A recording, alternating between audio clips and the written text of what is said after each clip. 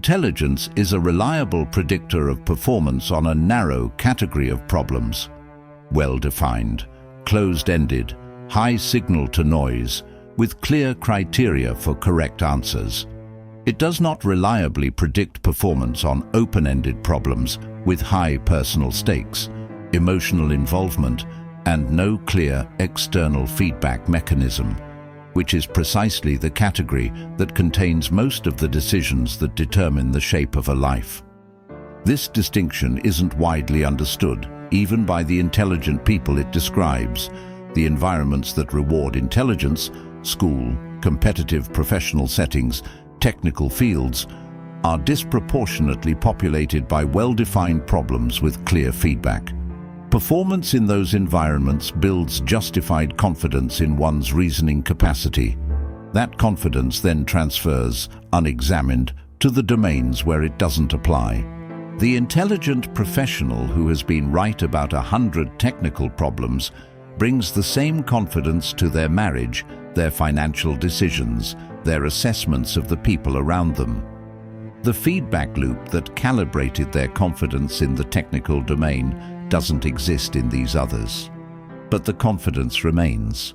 Psychologist Keith Stanovich spent years studying what he calls dysrationalia, the condition of being intelligent in the IQ sense while being systematically irrational in judgment and decision-making. His research established something that most intelligent people would prefer not to know. Intelligence and rationality are largely independent capacities. High IQ predicts better performance on standardized reasoning tasks. It does not predict better real-world judgment. In some domains, it predicts worse judgment for reasons that are mechanistically specific. The more intelligent the person, the more cognitive resources they have available to construct justifications for conclusions they've already reached. The mechanism has a name: motivated reasoning.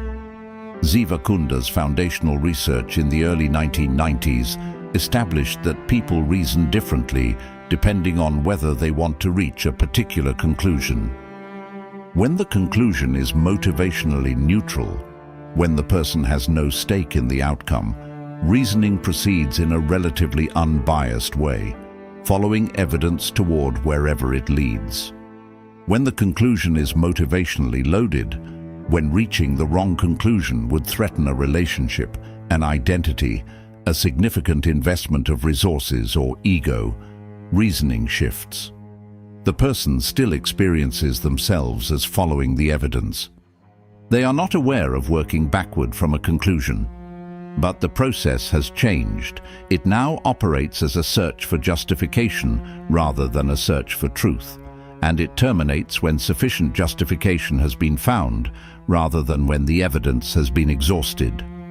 The critical finding in Kunda's research: people are not aware of this shift. The motivated reasoning feels identical, from the inside to genuine inquiry. The conclusions reached feel like the product of careful analysis.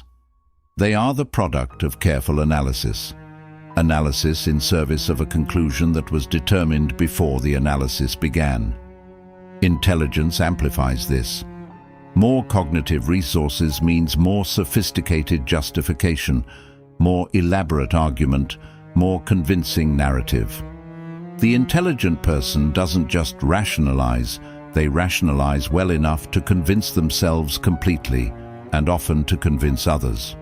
Stanovich's framework distinguishes between what he calls the algorithmic mind, roughly processing speed and working memory capacity, what IQ tests measure, and the reflective mind, the capacity to override automatic responses, think in terms of long-run consequences, and apply rational norms to one's own reasoning. These are different systems. They develop independently. They can dissociate substantially.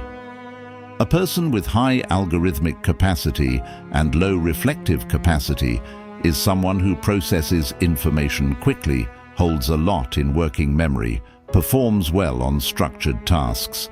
and is also someone who rarely examines the assumptions driving their conclusions, who tends to confuse fluency with accuracy, who mistakes the sophistication of their justifications for the soundness of their judgment. This profile is not rare. It describes a large portion of high-achieving people in competitive environments that select heavily for algorithmic capacity and almost not at all for reflective capacity. The result? Organizations and institutions staffed with intelligent people making systematically poor decisions on the questions that matter most, with high confidence, backed by sophisticated reasoning that nobody around them can easily refute. The specific failure mode that high stakes activates is what researchers call confirmation bias under pressure. In low-stakes situations, intelligent people can afford genuine inquiry. The cost of being wrong is low enough that following evidence wherever it leads is psychologically manageable. In high-stakes situations, decisions about relationships, career, significant financial commitments, anything that touches core identity, the cost of being wrong is high enough that the motivated reasoning system activates strongly. The person is now invested in a particular conclusion being true. The reasoning process is now in service of that conclusion. What makes this worse for intelligent people specifically is the relationship between confidence and cognitive fluency. Research by Rolf Reber and colleagues established that fluent processing, thinking that feels smooth, easy, and natural, generates a sense of confidence independent of accuracy. High IQ individuals process more fluently in general. Their reasoning feels convincing to them because it is fluent, not because it is sound. The low IQ person making a bad decision often feels some friction. Something doesn't quite add up. The reasoning feels effortful, a nagging sense that the conclusion might be wrong. This friction can prompt reconsideration. The high IQ person making a bad decision feels no friction. The sophisticated justification they've constructed is perfectly internally coherent. It flows. It answers objections. It accounts for alternative explanations. It feels like exactly what good thinking feels like. The bad decision gets made with full confidence. The specific failure mode that high stakes activates is what researchers call confirmation bias under pressure. In low-stakes situations, intelligent people can afford genuine inquiry. The cost of being wrong is low enough that following evidence wherever it leads is psychologically manageable. In high-stakes situations, decisions about relationships, career, significant financial commitments, anything that touches core identity, the cost of being wrong is high enough that the motivated reasoning system activates strongly. The person is now invested in a particular conclusion being true. The reasoning process is now in service of that conclusion. What makes this worse for intelligent people specifically is the relationship between confidence and cognitive fluency. Research by Rolf Reber and colleagues established that fluent processing, thinking that feels smooth, easy, and natural, generates a sense of confidence independent of accuracy. High IQ individuals process more fluently in general. Their reasoning feels convincing to them because it is fluent, not because it is sound.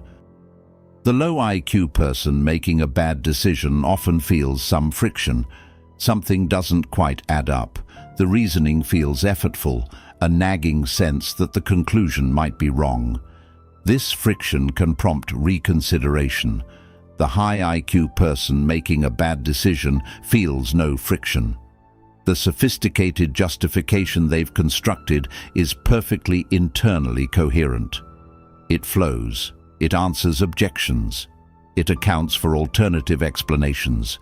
It feels like exactly what good thinking feels like. The bad decision gets made with full confidence. There's a specific phenomenon Stanovich documented that he called my side bias. The tendency to evaluate arguments and evidence in terms of whether they support your existing position, rather than in terms of their logical validity. What his research found, across multiple studies, across different populations, was that my side bias showed essentially no correlation with intelligence. High IQ individuals showed my side bias at roughly the same rate and intensity as low IQ individuals. Intelligence didn't protect against it. In some conditions, where the high IQ person was more motivated to defend a position because their identity was more invested in being right, it was slightly worse. The implication is precise. Intelligence gives you better tools for evaluating arguments. It does not give you more motivation to evaluate arguments that threaten your conclusions. The better tools get deployed in service of the same bias, producing more sophisticated defenses of the same motivated conclusion. This is what makes the intelligent person's bad decision so hard to interrupt from the outside. The case they've constructed is genuinely difficult to refute, not because it's correct, because it's been built by someone with significant cognitive resources who was motivated to make it unassailable. The gaps are real, but they've been covered over with legitimate-sounding arguments that require real effort to unpack. The people around the intelligent person making a bad decision often sense something is wrong. They can't find the crack. The reasoning seems too solid. They defer. Philip Tetlock's research on expert forecasting added a dimension that makes this picture more specific. Over 2 decades, Tetlock studied how experts in various fields, political scientists, economists, policy analysts, intelligence officers, made predictions about complex real-world events. His findings were unflattering. Expert predictions were, on average, barely better than chance and frequently worse than simple statistical models. But his most interesting finding was about the relationship between confidence and accuracy. Experts who were most confident in their predictions were not more accurate. They were less accurate. And the more complex and sophisticated their explanatory frameworks, the more elaborate the theory they used to generate the prediction, the worse they performed. Tetlock's description of the worst-performing experts, hedgehogs, people who organize their understanding around a single big idea and run every new problem through it. His description of the best-performing experts, foxes, people who draw on multiple frameworks, hold uncertainty explicitly, and update beliefs in proportion to evidence rather than in proportion to how well the evidence fits the existing model. Intelligence, in this context, is most dangerous when it's in service of hedgehog-style thinking. The intelligent hedgehog constructs an elaborate, internally consistent model that explains everything, and uses it to reach conclusions that feel certain precisely because the model has no gaps, and because the cognitive resources available have been used to eliminate every apparent gap rather than to genuinely question the model. The practical implication is not comfortable for anyone who has built part of their identity around being a good thinker. The most important decisions, the ones about relationships, about major commitments, about who to trust and what to pursue, are made under exactly the conditions where intelligent people's reasoning is most compromised. High stakes, emotional involvement, strong motivation to reach a particular conclusion, long-time horizons with no clear feedback mechanism. These are the conditions that activate motivated reasoning most powerfully. These are the conditions where confidence is most decoupled from accuracy.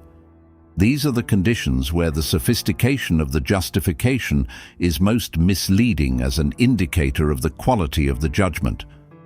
The person who prides themselves on careful thinking is the person most likely to have constructed, for their most important decisions, the most convincing and most comprehensive cases for what they wanted to believe.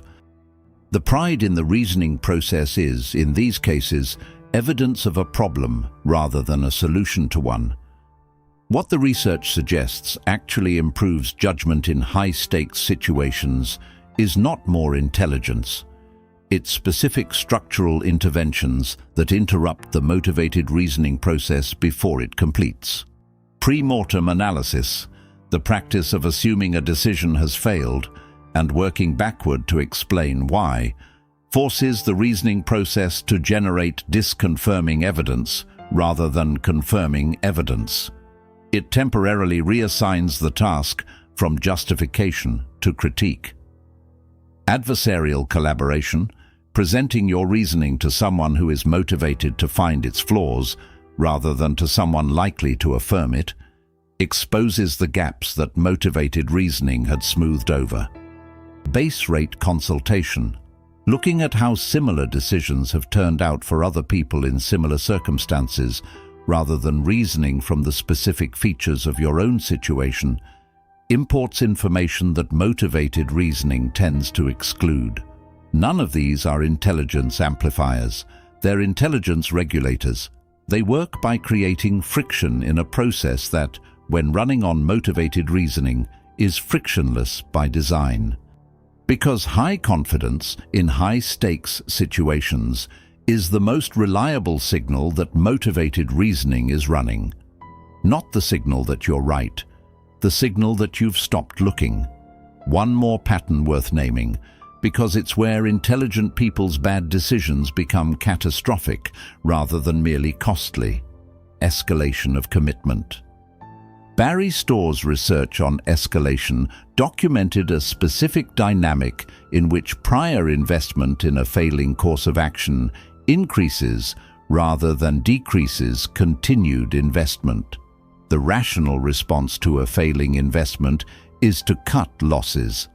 The human response, especially for intelligent, high-status people who made the original decision, is to invest more. The mechanism, admitting the decision was wrong, requires updating the self-concept as someone who makes good decisions. For people whose identity is partly built on their judgment, this update is expensive. More expensive, psychologically, than continuing to invest in the failing course of action. Intelligence makes this worse by the same mechanism that makes motivated reasoning worse. The intelligent person can always generate a plausible account of why the failing investment is about to turn around. The account will be sophisticated. It will account for apparent counter-evidence. It will be more convincing than the account a less intelligent person would produce. And so the intelligent person stays in the failing relationship longer, holds the failing investment further into loss, continues the failing strategy past the point where anyone without their cognitive resources would have stopped, because they have sufficient cognitive resources to maintain the narrative that they haven't actually failed yet. The final reckoning, when it comes, is correspondingly larger. Stanovich's summary of what this means. The most important cognitive skill for real-world decision-making is not the capacity to reason more. It's the capacity to recognize when your reasoning is in service of a conclusion rather than in search of one. And this capacity does not come with intelligence. It has to be developed separately, maintained deliberately, and applied most vigorously precisely when confidence is highest. Because high confidence in high-stakes situations is the most reliable signal that motivated reasoning is running. Not the signal that you're right, the signal that you've stopped looking. The hardest part of this finding to sit with is its implication for decisions already made, the relationship you stayed in too long or left too soon, the investment you held past the point it made sense, the person you trusted when the evidence was already there, the opportunity you talked yourself out of with an airtight case that turned out to be constructed entirely from the material you needed to believe. Those decisions weren't made badly because you weren't thinking carefully. They were made badly because you were thinking carefully enough to produce a justification you couldn't see through, at a moment when you were most motivated to not see through it. That's not a comfortable fact. But it's a more accurate one than the alternative. which is that those decisions were just mistakes, and that being smarter or more disciplined would have prevented them. The research says otherwise. The research says the problem wasn't intelligence. The problem was intelligence in service of the wrong task, at the worst possible moment, producing exactly the outcome it was designed to produce. Thank you so much for getting this far.